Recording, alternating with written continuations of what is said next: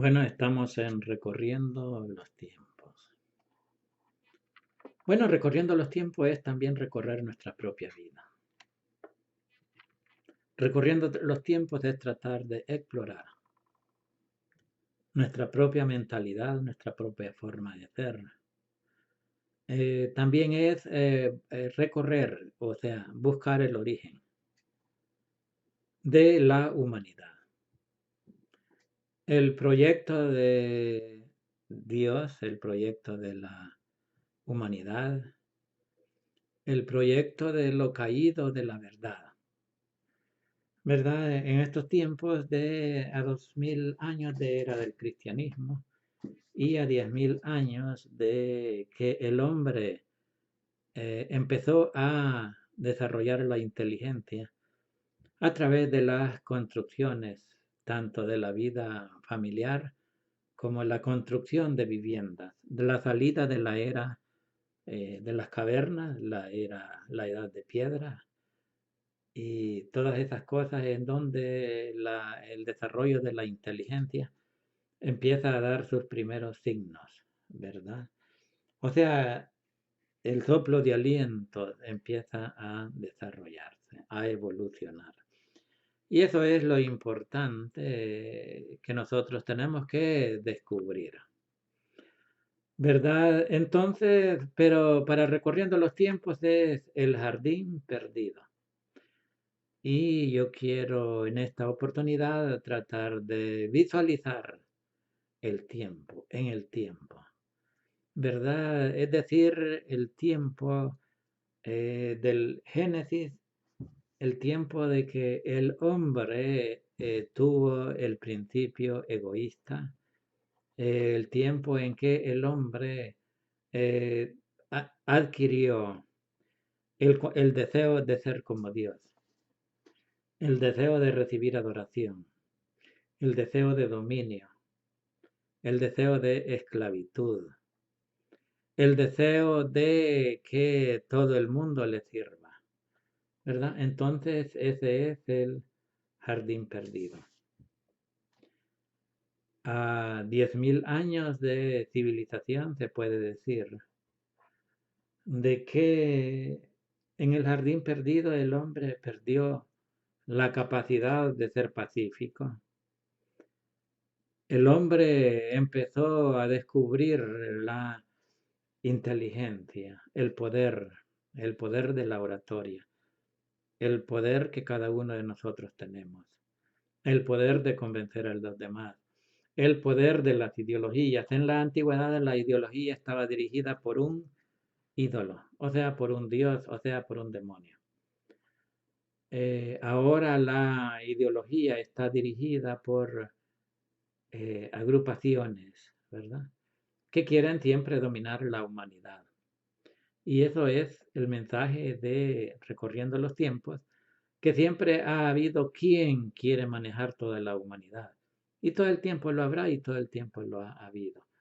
Es algo de la naturaleza del pensamiento, ¿verdad? Porque nosotros tenemos un origen, ¿verdad? Y el origen es este, el reino mineral recibe agua, empieza a evolucionar, ¿verdad? Y la combinación del agua y el reino mineral, pues, se convierte en la primera fuente de vida, ¿verdad? Que es las plantas.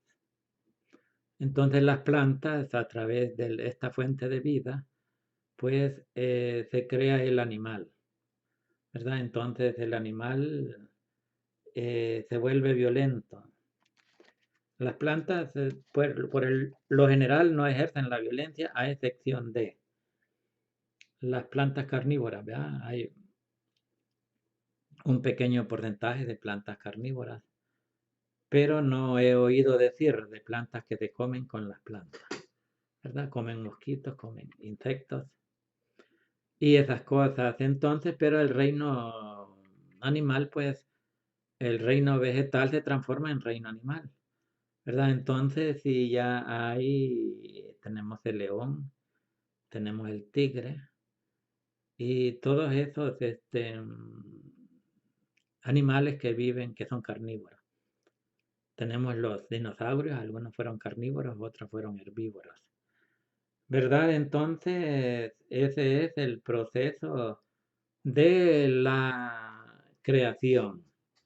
¿Verdad? El ser humano está alimentado también por las plantas y por las carnes, pero esa es la evolución de la materia y luego el hombre vuelve a ser mineral otra vez, ¿verdad? A través de un proceso de las plantas eh, que termina en el animal, ¿verdad? Ahí termina el proceso.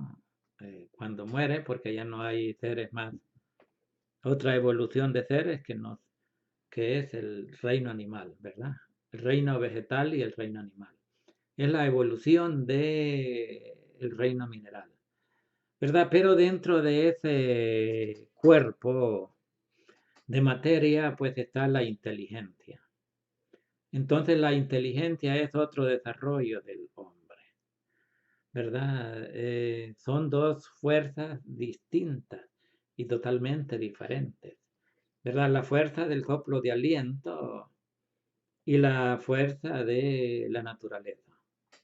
Entonces, son dos reinos dentro del ser humano, ¿verdad? Entonces el hombre adquiere el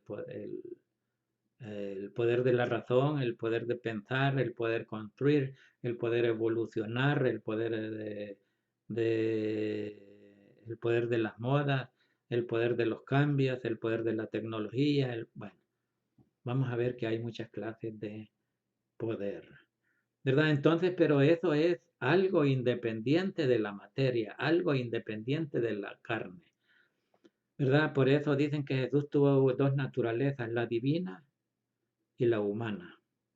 Pues nosotros tenemos también dos naturalezas, ¿verdad? Que es la humana y la pensante. La pensante, pues, es el soplo de aliento, que cuando el hombre empezó la evolución ya no le llamó soplo de aliento, sino que le llamó inteligencia.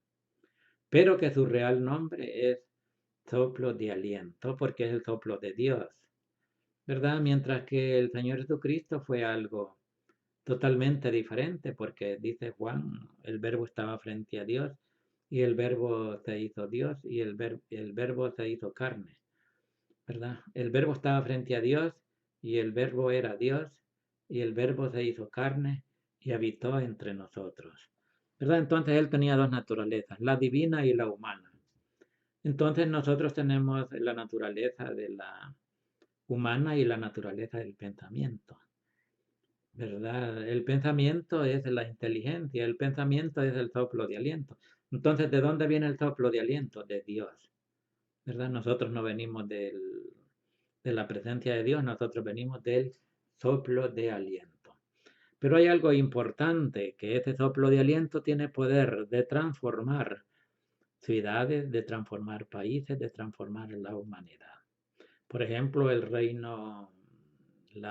Imperio Romano duró más de 1000 años, ¿verdad? Entonces ese fue un poder sobre la faz de la tierra. Ha sido el poder más grande que ha habido sobre la faz de la tierra. Tenemos el otro poder, ¿verdad? Que estos poderes se manifiestan a través de la inteligencia.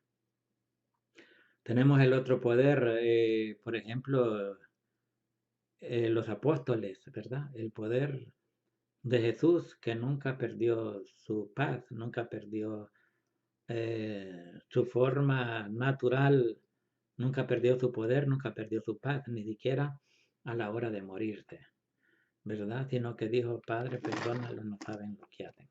Entonces es el poder de la paz, es el poder de Dios.